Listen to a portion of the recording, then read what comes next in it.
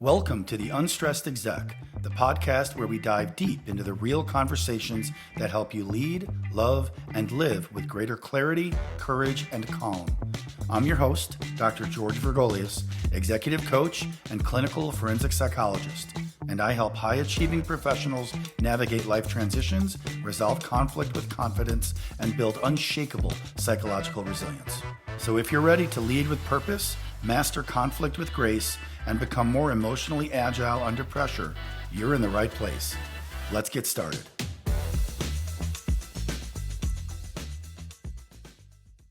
In the presence of competing legitimate interests, this is one of the most valuable human capacities that exists. And that's why leaders get paid well.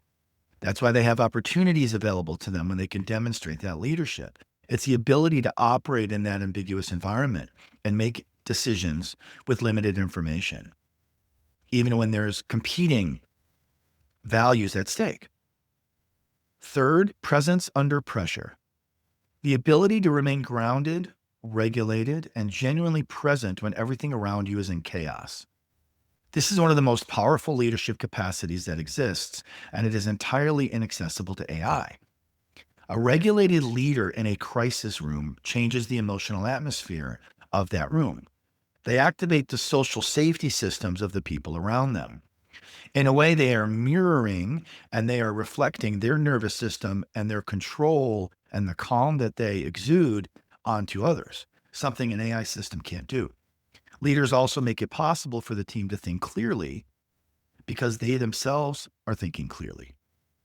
What this is, in essence, is nervous system leadership, and it is irreplaceable. Now, some of you may be thinking, well, an AI system is always cool, calm, and collected. It's not emotional. It's a-emotional. And you're right from that perspective. But being completely non-emotional is not what I'm talking about, presence under pressure.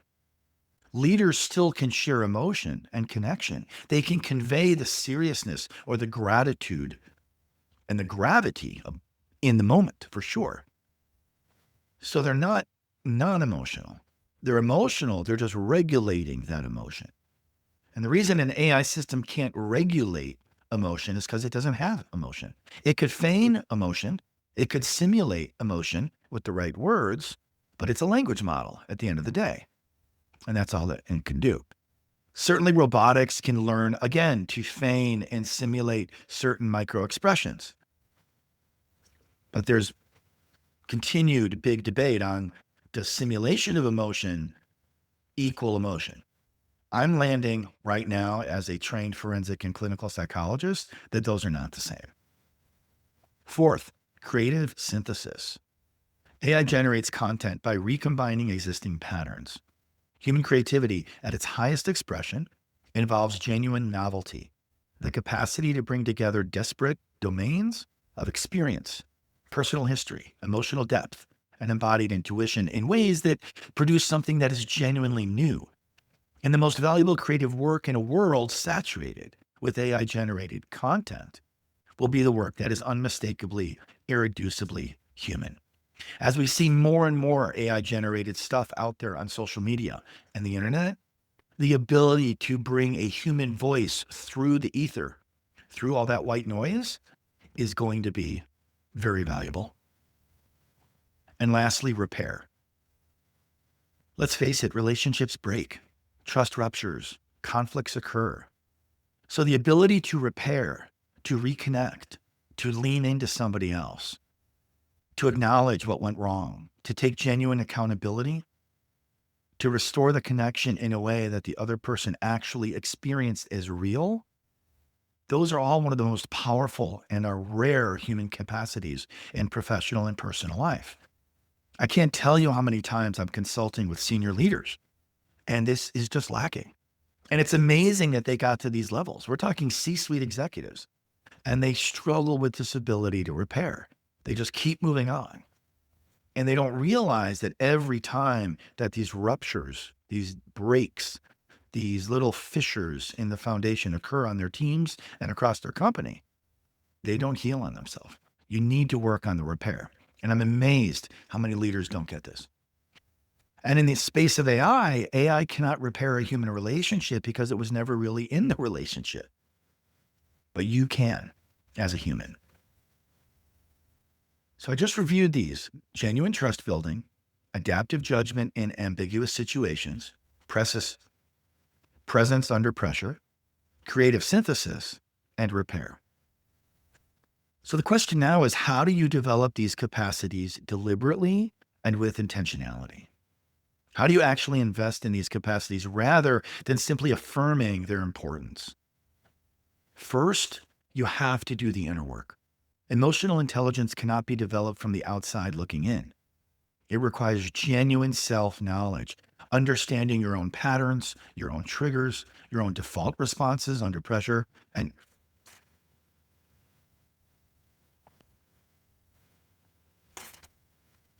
understanding your own patterns, your own triggers, your own default responses under pressure, your own attachment style, and your own history of relational learning. Therapy, coaching, and serious self-reflection are not soft pursuits for people who can't handle the real world. They're table stakes. They're the most serious investments you can make in your most irreplaceable asset, your emotional intelligence and your capacity to be human. Second, invest in real relationships. The human capacities we've talked about today are not developed in isolation or through screen-mediated interaction. They're developed through the lived experience of genuine relationship, with all its friction, its disappointment, both repair and tearing apart, and of course, depth of feeling. If AI tools are reducing your investment in real human relationship, they're actually reducing your most valuable competitive asset. It's like a muscle, and if you're not using it, it's going to wither over time. Third, practice regulation under pressure. Your ability to remain present and grounded when the pressure is highest is not a fixed trait. It's a skill, and it is trainable.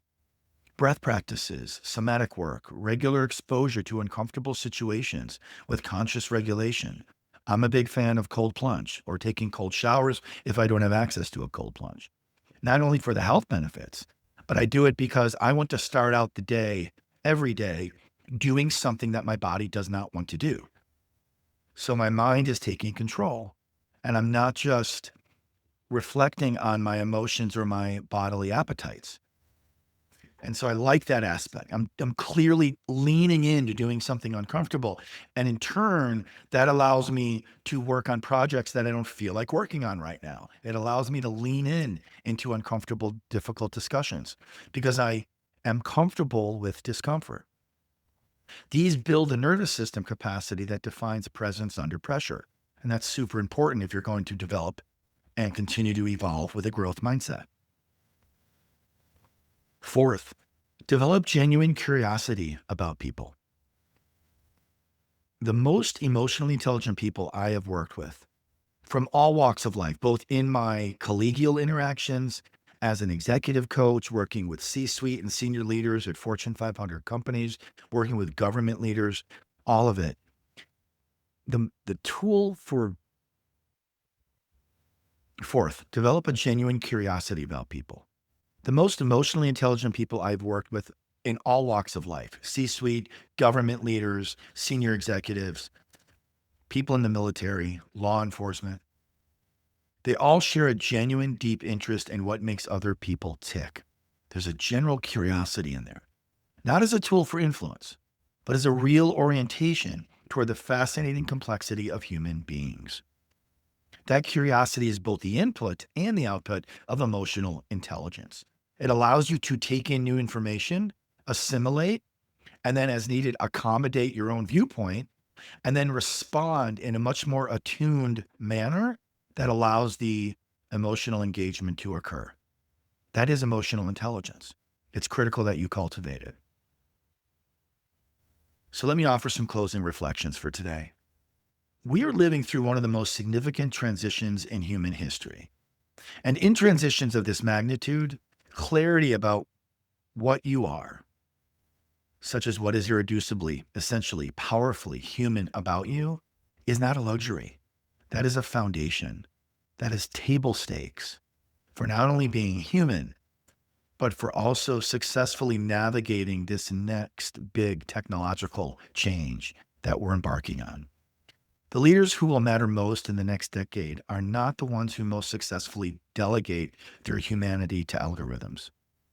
They're the ones who go deeper into their humanity rather than ever before, who develop the capacities that no machine can replicate, because those capacities require a life actually lived, a nervous system actually tested, and a heart actually broken and repaired. In a recent episode of the show Shrinking with Harrison Ford, who plays a psychologist, he has this wonderful moment where he's talking to a younger colleague and he says, "How sad is it to be in your 40s and not completely covered in scars, a reflection of a life well lived?" That is what humanity is. And as we get older, yes, life beats the shit out of us, but it also gives us healing. And those scars are a reflection of the things that have gone bad, but the things that have healed. They are uniquely who we are. And that's something that AI cannot do. And that is your edge. And it is worth every investment that you can make in it. So, thanks for listening. This concludes our 3-part series, The Human in the Age of AI. I will certainly return to this topic of AI as we navigate forward. And there will probably be other multi-part series because I'm really bold on AI, but I'm even more bold on humanity. And I think I'm very bullish on the fact that we can cohabitate, so to speak. So thank you for being on this journey with me, and there'll be more to come. If today's episode resonated and you're ready to continue this work, I invite you to check out my workbook, The Conflict Whisperer, From Conflict to Clarity. It's a practical, no bullshit guide to rebuilding self-trust, strengthening boundaries, and navigating relationships with clarity instead of fear. It's available now on Amazon. And as I noted earlier, I will leave a link in the show notes. And remember, insight without action changes nothing. If you are ready to turn healing into momentum and clarity into confidence, coaching can be the catalyst. Reach out to set up a free consultation. You can find me at www.theunstressedexec.com or on TikTok, Instagram, Facebook, and YouTube as The Unstressed Exec. Let's create real momentum starting now. Until next time, I'm Dr. George Vergolias, The Unstressed Exec. Thanks for listening. See you soon. And remember, shift happens.